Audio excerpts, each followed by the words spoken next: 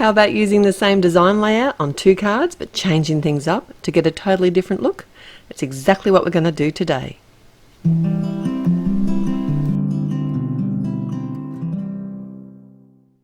Welcome back. It's another take 2 with Therese at Altenew, and I've got 2 beautiful cards using the Fairy Tale Rose stamp set, and I'm also going to be using the coordinating die today, but it also comes with a stencil mask. I'm not going to be using that, but I just thought I'd share that with you.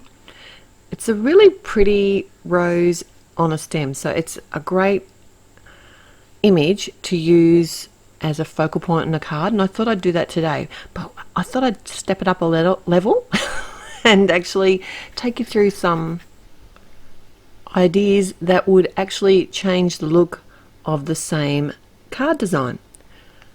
Alright, so I'm starting with a very clean and simple version, and this is a layering stamp set, and one of the great things I find with the layering stamp sets is it gives you many options. So I'm actually stamping out the layers here today without the outline. So the stem I'm doing in some frayed leaf, and then when I'm coming in with the second layer of stamping here, I'm actually just tipping the ink on an angle and touching the edges of the stamp. So this is going to give me a little bit of dimension for my leaves. Really quick and easy to do. The actual floral portion, like the flower bud itself, has 2 layers of stamps in the set, and I'm stamping them out. The lighter layer is in the rouge, and then I am coming in with the darker layer, which I'm lying. No, the lighter layer was the blush, the darker layer was the rouge, and for the darker layer I'm actually using the shadow image of the stamp. So if you're looking at the stamp packaging, you can tell there's less of the image. It's actually a smaller version of the image. And the guide for that is also on the back of the packaging as well. It wasn't hard to line up. Obviously these would be easier to line up if you were using the outline of the stamp, but I found it very easy to do. The sentiment I'm going to pop off to the side, and it's called The Best Thing, and it's a sweet little sentiment set. And then I have added some jet black ink splatters to my card. I did protect my sentiment while I did that as well.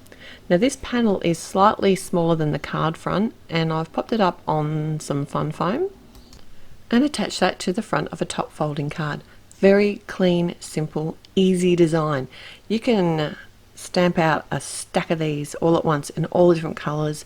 It would make a really good save the date card, or even a simple sympathy card, or even an invitation for something, or a love card. That would be nice too.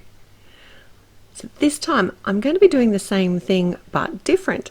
I have some watercolor cardstock here. Now I'm changing this up because I'm using the outline stamp. So what I was saying before is these layering sets are awesome from Altenew because you can actually just use the outline layer. You can use the outline layer with the stamping layers, or you can just use the stamp layers themselves like I did on my first card. So it gives you lots of options, and if you're not a colorist, then the stamping layers give you that colored look without a lot of work and thinking. And that's one thing I do love about using the same design a second time, is I don't have to recreate the design. I'm just changing it up. So I'm going to see, you'll see at the end of the video with the 2 cards side by side, it's actually the same card design, but this time I've stamped it in the Obsidian black ink on the Watercolor Paper Set, and I'm using my watercolor brush markers to add my colour. I did try and keep the colours similar, but these brush markers, if you have them, they are so bold and bright that I couldn't get them exactly the same. No, I couldn't get that exact muted look that I got with the blush and the rose ink, but I actually didn't mind because, you know me, I love my bright colours, so I just went with it. I've got one of the round brushes here that I'm adding some water and diluting the colour out a little. I have been storing these brushes on the side, and I've just changed my tactic, and now I'm actually storing them upright because I did find a couple of my brushes were a little bit leaky, but I just kept a paper towel off to the side and didn't have any major dramas except a little smudge on my paper. And to make it a little bit more muted, I did come in with the evening grey, and I cut it out with the coordinating die. And because I had it stamped on the edge of that panel, it meant that it automatically cut out my leaves to fit my front panel that I'm creating here.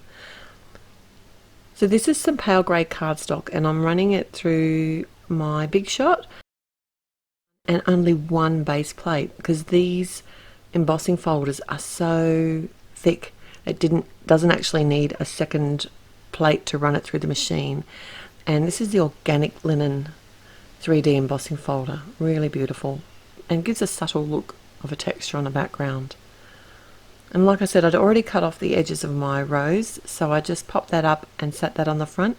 I kept my sentiment in the same position as the first card as well. And this is from the Simple Greetings die set, and it's the word hugs, and I did stack that up 3 or 4 times and used the glue pen to do that, but I actually did adhere it with my matte medium because it's on that organic linen textured background. So I hope you got some inspiration to use the same design layout on a card and try it 2 different ways. Till next time. Bye! Hello there! Did that video just spark your creativity? And do you want more project ideas and inspiration videos too? Well, if you do, please make sure that you subscribe to the Altenew YouTube channel. Also, make sure that you do click that notification bell so you don't miss a video. Thanks so much for watching. Bye bye!